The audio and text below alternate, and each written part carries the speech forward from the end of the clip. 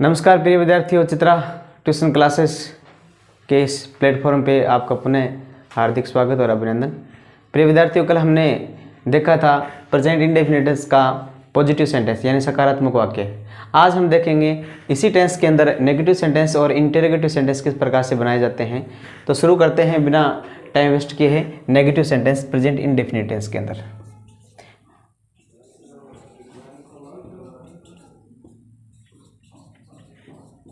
Negative sentence यानी नकारात्मक वाक्य।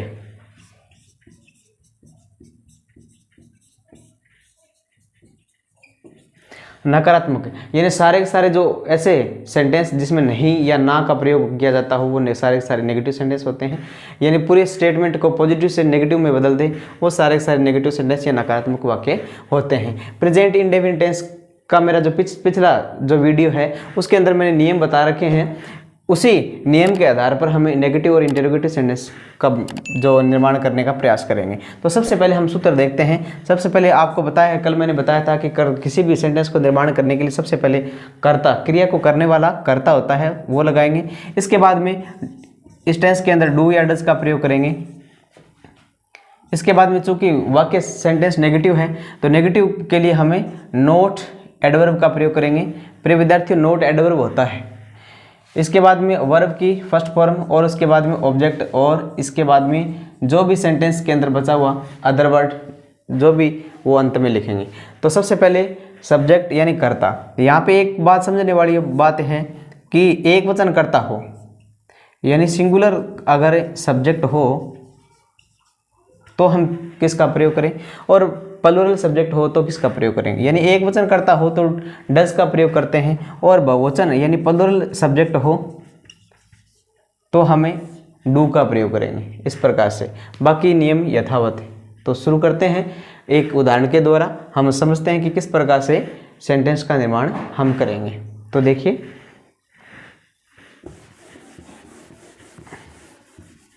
जिस प्रकार से वह रोज स्कूल जाता है, इसी वाक्य को नेगेटिव में लिखते हैं। तो जैसे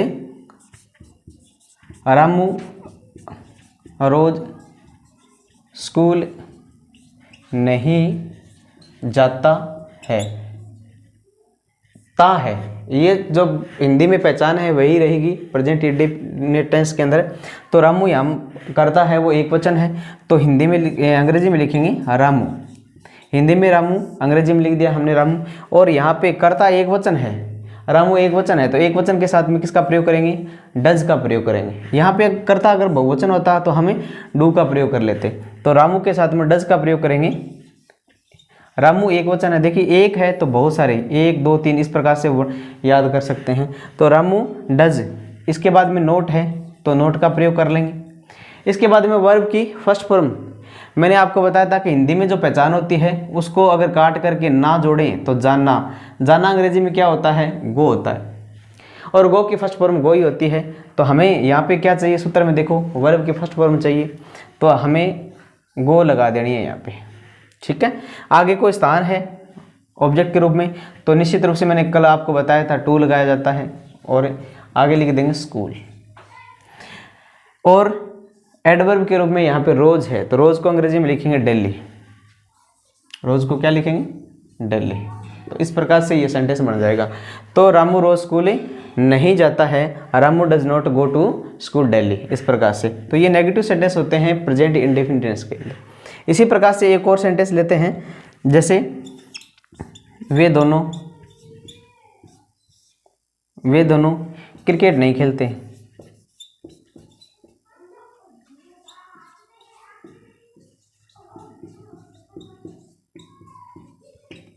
वे दोनों क्रिकेट नहीं खेलते हैं। इस प्रकार से तो करता है यहाँ पे देखिए वे और दोनों ये साथ में है।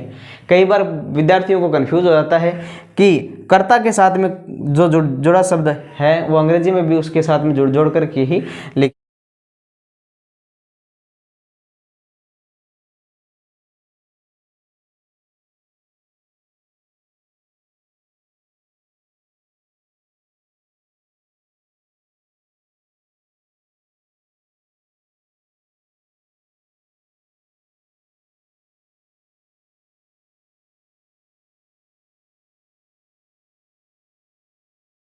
सूत्र में देखेंगे नोट, तो यहाँ पे नोट का प्रयोग कर लेंगे क्योंकि हमारा सेंटेंस है वो नेगेटिव सेंटेंस है। इस प्रकार से तो दे बोथ डू नॉट, खेलना, खेलना पहचान को काट करके और ना जोड़ेंगे तो खेलना, इस प्रकार से।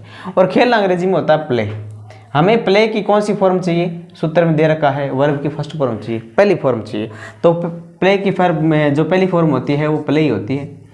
तो they both do not play, क्या नहीं खेलते हैं, क्रिकेट नहीं खेलते। यानी हमें आगे क्या चाहिए, ऑब्जेक्ट चाहिए। तो ऑब्जेक्ट इसमें क्या है, क्रिकेट है। तो यहाँ पे अंग्रेजी में लिख देंगे क्रिकेट, CRICKET, क्रिकेट, इस प्रकार से। तो इस प्रकार से ये सेंटेंस बन जाएंगे। ऐसे से मिलते जुलते आप सेंटेंस सोचिए, हिंदी में लिखिए और इस सूत्र के अनुसार अंग्रेजी में बनाने का प्रयास कीजिए। इस प्रकार से नेगेटिव सेंटेंस में जो प्रेजेंट इंडेफिनिट टेंस होता है वो नेगेटिव सेंटेंस बनते हैं। नकारात्मक भाव वाले जो सेंटेंस होते हैं वो सारे के सारे नेगेटिव सेंटेंस कहलाते हैं। और इसका सूत्र है, सबसे पहले हम कर्ता लगाएंगे, इसके बाद में डू या डज। कर्ता एक वचन है तो डज का प्रयोग करेंगे, कर्ता बहुवचन है तो डू का प्रयोग करेंगे, बहुत से होंगे तो कम यानी डू का प्रयोग किया जाएगा, और एक वचन होगा, एक मात्र होगा तो उसके साथ में डू का डज का प्रयोग किया जाएगा, सॉरी। इसके बाद में नोट लगाएंगे, क्योंकि वाक्य नेगेटिव भाव वाला है तो नोट लगाएंगे, वर्ब की फर्स्ट फॉर्म और उसके बाद में ऑब्जेक्ट और अदर वर्ड। जिस प्रकार से हमने डेली शब्द को लिखा था, और भी बहुत सारे सेंटेंस के अंदर शब्द आ सकते हैं, तो आप अंत में उसको लिखें। तो इस प्रकार से हिंदी से अंग्रेजी हम लिख सकते हैं कोई भी जो सेंटेंसेस होते हैं प्रेजेंट इंडेफिनिट टेंस के अंदर। अब हम देखते हैं इसी टेंस के अंदर जो इंटेरोगेटिव सेंटेंस होते हैं उनका अभ्यास करते हैं।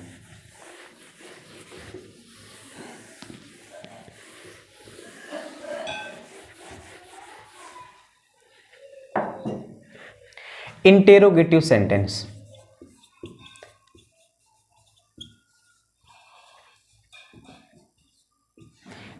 इंटेरोगेटिव सेंटेंस यानी प्रश्नवाचक वाक्य।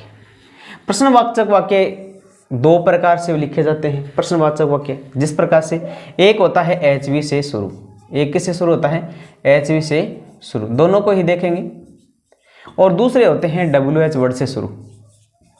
कौन से, WH वर्ड से शुरू। मैंने आपको WH वर्ड से पीछे के वीडियो में बता रखे हैं। इस प्रकार से जितने भी WH वर्ड से होंगे, तो इन दोनों का सेंटेंस का हम अंग्रेजी में किस प्रकार से लिखें, आगे मैं सूत्र लिखता हूं कि HV से शुरू। इसका मतलब देखिए, HV से शुरू का मतलब होता है जिस टेंस की जो HV है उसी से हम वाक्य को शुरू करते हैं। तो यहाँ पे प्रेजेंट इंडेफिनिट टेंस के अंदर जो HV होती है वो डू या डज होती है। तो शुरुआत में शुरू करेंगे डू या डज से, इस प्रकार से, ठीक। इसके बाद में कर्ता लगाएंगे, बिल्कुल कर्ता लगाएंगे। इसके बाद में वर्ब की फर्स्ट फॉर्म लगाएंगे, इसके बाद में लगाएंगे ऑब्जेक्ट और इसके बाद में लगाएंगे अदर वर्ड, इस प्रकार से।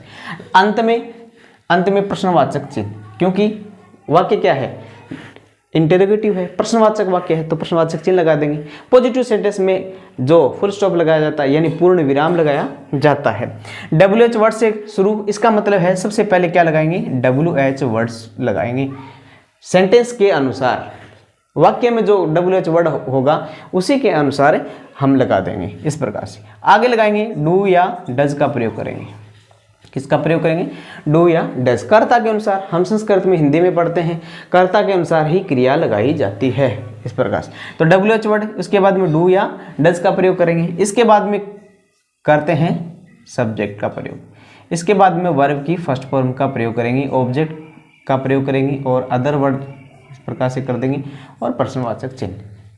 तो ये दो प्रकार होते हैं इंटेरोगेटिव सेंटेंस के। कौन कौन से, HV से शुरू और दूसरा क्या है, WH वर्ड्स से शुरू। विद्यार्थियों को बहुत ही कन्फ्यूजन रहती है कि कौन से सेंटेंसों को हम HV से शुरू करें और कौन से जो सेंटेंस होते हैं उनको WH वर्ड से शुरू करें। तो थोड़ी सी चर्चा करते हैं यहाँ पे। देखिए, जो भी सेंटेंस, जिस भी सेंटेंस के शुरुआत में क्या आ जाए उन सभी सेंटेंसों को हम HV से शुरू करते हैं। HV का मतलब क्या है, हेल्पिंग वर्ब। अंग्रेजी के अंदर 24 हेल्पिंग वर्ब होती हैं, वो कभी दूसरी वीडियो में चर्चा करेंगे कि कौन कौन सी हेल्पिंग वर्ब होते हैं। यानी उस टेंस की जो HV है उससे शुरू करेंगे। शुरुआत में क्या आ जाए, तो एक छोटा सा सूत्र है, अगर ये आप ध्यान कर सकते हो तो इस पर फोकस करें। या फिर जिन सेंटेंसों के जो उत्तर है यस और नो इसका मतलब ये है कि हाँ और ना में आए।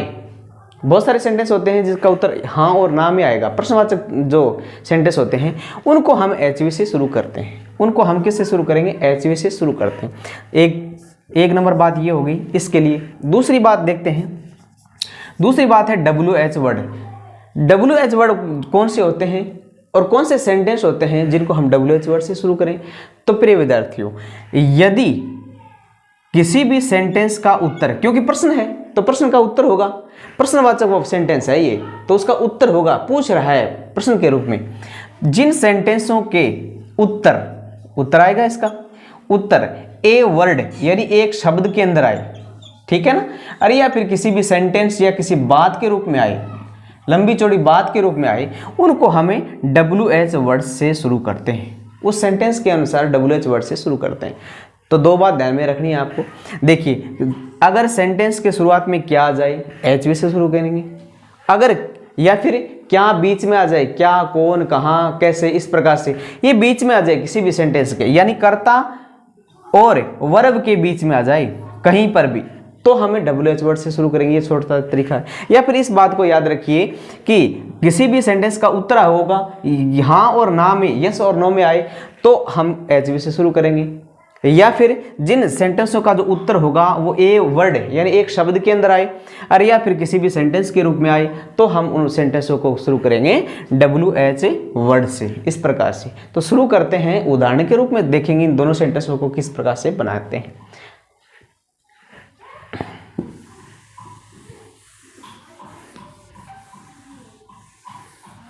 देखिए, क्या रामू, छोटा सा सेंटेंस लेते हैं, क्या रामू खेलता है? उत्तर आएगा हाँ रामू खेलता है, एक शब्द में नहीं, हाँ में उत्तर आ गया। अगर ना में उत्तर आएगा, ना रामू नहीं खेलता है, इस प्रकार से। तो यस और नो में उत्तर आ रहा है। अब ये थोड़ी पूछ रहा है कि क्या रामू खेलता है, उसका उत्तर ये थोड़ी हो जाएगा कि क्रिकेट, नहीं, ये नहीं पूछ रहा है, ये खाली खेलने के बारे में पूछ रहा है कि खेलता है क्या। तो इस प्रकार से उत्तर क्या आएगा? हाँ और ना में उत्तर आ जाएगा। इसका उत्तर ये नहीं हो सकता कि क्या रामू खेलता है, हाँ रामू क्रिकेट खेलता है, ऐसा नहीं, क्रिकेट उत्तर नहीं आएगा इसका, हाँ और ना में उत्तर आएगा। लेकिन नीचे वाले सेंटेंस के हम देखते हैं, रामू क्या खेलता है, रामू क्या खेलता है। तो यहाँ पे हमें उत्तर देने के लिए हमें या तो एक शब्द चाहिए या कुछ बात चाहिए, इस प्रकार से। तो समझ में आ रही होगी आपके, यानी क्या बीच में आ गया, यानी कर्ता और वर्ब के बीच में जो शब्द आ रहे हैं WH वर्ड, उनको हमें WH वर्ड से शुरू करते हैं, इसी प्रकार से। तो अंग्रेजी में लिखते हैं, शुरुआत में क्या आ रहा है, तो निश्चित रूप से HV से शुरू होगा, ये सूत्र लगेगा इस तरीके से। अब HV क्या लगाएंगे, यहाँ पे देखते हैं, ता है, ती है, ते, कौन सी टेंस की पहचान होती है? प्रेजेंट इंडेफिनिट टेंस की पहचान होती है। और यहाँ पे HV कौन सी होती है? डू या डज HV होती है, हेल्पिंग वर्ब होती है। अब रामू करता एक वचन है, तो एक वचन के साथ में डज लगाएंगे, तो डज का प्रयोग शुरुआत में कर देंगे, बिल्कुल ठीक। इसके बाद में क्या लगाएंगे? देखिए सूत्र के अंदर कर्ता लगाएंगे, कर्ता रामू है, तो यहाँ पे रामू लिखेंगे, बिल्कुल। इसके बाद में हमें क्या चाहिए? वर्ब की फर्स्ट फॉर्म चाहिए। तो वर्ब की फर्स्ट फॉर्म क्या है? खेलना, यानी पहचान को काट करके ना लगाएंगे तो खेलना, और खेलना अंग्रेजी में क्या होता है? प्ले। तो प्ले की फर्स्ट फॉर्म लगाएंगे, तो प्ले की फर्स्ट फॉर्म होती है प्ले, इस प्रकार से। और कुछ सेंटेंस में है नहीं तो प्रश्नवाचक चिन्ह लगा देंगे, इस प्रकार से। इसी सेंटेंस को हमें WH वर्ड के रूप में लिखें, तो क्या बीच में आ रहा है? निश्चित रूप से WH वर्ड से शुरू होगा। अंग्रेजी में क्या क्या लिखते हैं? वोट लिखते हैं, तो ये WH वर्ड शुरुआत में, शब्द की किसी शब्द के शुरुआत में WH आ रहा है, तो यहाँ शुरुआत में WH वर्ड लगा देंगे, वोट, ठीक है। अब रामू करता देखेंगे, एक वचन है या बहुवचन, तो बिल्कुल रामू एक वचन करता है, तो क्या लगा देंगे? डज लगा देंगे सूत्र के अनुसार। देखिए WH वर्ड लगाया, इसके बाद में देखो सहायक क्रिया लगाई, किसके अनुसार? कर्ता के अनुसार। कर्ता एक वचन है तो डज लगाएंगे, कर्ता बहुवचन है तो डू लगाएंगे, ये याद करने की बात है। वो डज, इसके बाद में कर्ता लगाएंगे तो रामू, इसके बाद में वर्ब की फर्स्ट फॉर्म लगाएंगे तो प्ले, प्ले फर्स्ट फॉर्म होगी, इस तरीके से। तो ये दोनों में अंतर आपको स्पष्ट रूप से दिखाई दे रहा है। इसी से मिलते जुलते सेंटेंस आपको बनाने चाहिए और बार बार अभ्यास करना चाहिए। जितनी बार अभ्यास करोगे ट्रांसलेशन का जो टॉपिक है वो उतना ही मजबूत होता जाएगा और उतनी ही अच्छी आप नियमानुसार अंग्रेजी लिख पाएंगे। क्योंकि परीक्षा के अंदर जो जितने भी उत्तर हैं वो नियमानुसार अगर उत्तर लिखते हो आप तो उतने ही अंक अच्छे आते हैं आपको। तो वीडियो को ज़्यादा से ज़्यादा शेयर करें, लाइक करें, सब्सक्राइब करें चैनल को और सीखें। सबसे महत्वपूर्ण बात यह है कि सीखें इन चीज़ों को, बार बार अभ्यास करें, नए नए उदाहरण बढ़ाने का प्रयास करें और जहाँ पे भी प्रॉब्लम आती हो तो आप कमेंट करके बताएं कि यहाँ पे जो है वो प्रॉब्लम या समस्या आ रही है। Thank you for watching. बने रहिए, वीडियो को लगातार शेयर कीजिए, लाइक कीजिए। धन्यवाद।